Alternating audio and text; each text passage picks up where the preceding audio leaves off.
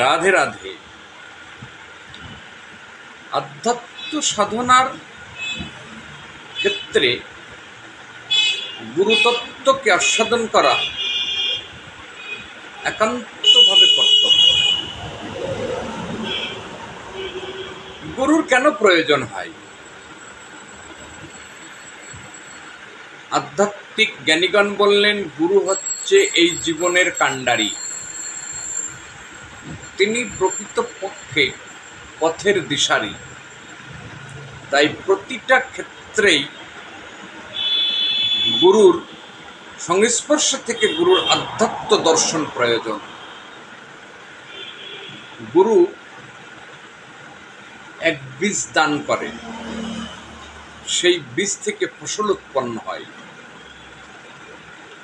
বীজের দ্বারাই যখন ফসল উৎপন্ন হয়, তখন হৃদয়ের অন্ধকার কমে গিয়ে আলো দ্বারা হৃদয় উদ্ভাসিত হয়। গুরু যে আধ্যাত্ম দর্শন করান, যে ধর্মীয় তত্ত্বের কথা বলেন, সেই ধর্ম করতে গেলে গুরুদেব বলেন সবার আগে মানুষ হতে হয়। মানুষ হলে সেই মনুষ্যত্বের আলোকে নিগুড় তত্ত্বকে আস্বাদন করা যায়। এই নিগুড় তত্ত্বকে আস্বাদন করলে সেই পরমাত্ম তত্ত্বকে দর্শন করা যায়। শাস্ত্রীয় তত্ত্ব অনুসারে, গুরুর আদেশ অনুসারে দেহ এবং আত্মা, এই যে আলাদা বোধ, এটি কিন্তু খুব কঠিন বিষয়। দেহ আর দেহের মধ্যে আত্মা, এই দুই বোধ যখন হৃদয় অধিকার করে, তখন বুঝতে হবে যে সাধনের একটা অন্তিম স্তরে গিয়ে তুমি পৌঁছে গিয়েছ। এই দেহত্ববোধ এবং আত্মতত্ত্ববোধ, এটিকে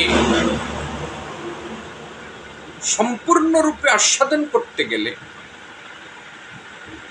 দুটি জিনিস করা একান্তভাবে কর্তব্য। এক, পিতৃধন রক্ষা করা, আর দুই, মিথ্যাকে আশ্রয় না করা। সর্বোপরি গুরু প্রদত্ত বীজ এবং নামকে আশ্রয় করা। গুরু প্রদত্ত বীজ এবং নামকে আশ্রয় করে সাধন করা। এই নামকে আশ্রয় করে পথে চলতে থাকলে চলতে চলতে চলতে একসময় ঠিক সঠিক জায়গায় পৌঁছানো যায়। আধ্যাত্ম সাধকগণ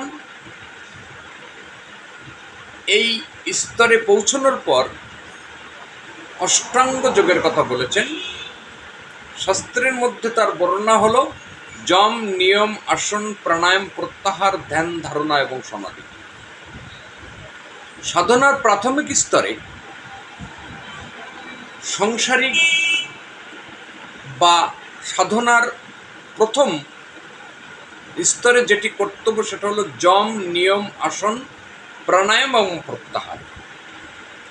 এই পাঁচটি যখন স্বয়ং সম্পূর্ণতা লাভ করে, তখন ধ্যান, ধারণা এবং সমাধিতে গিয়ে পৌঁছতে হয়। এই ধ্যান, ধারণা এবং সমাধিতে গিয়ে পৌঁছলেই, সমাধি স্তরে আসলেই জীবাত্মা পরমাত্মার মুখী হয় এবং জীবাত্মা পরমাত্মার সঙ্গে লীন হয়। তখন সাধনের আর কিছু থাকে না। তখন পরমাত্মার সংস্পর্শে গেলেই জীবন মৃত্যু একাকার হয়ে মানুষ সেই পরমাত্মার সঙ্গে লীন হয়ে সেই পরম তত্ত্বকে আস্বাদন করে।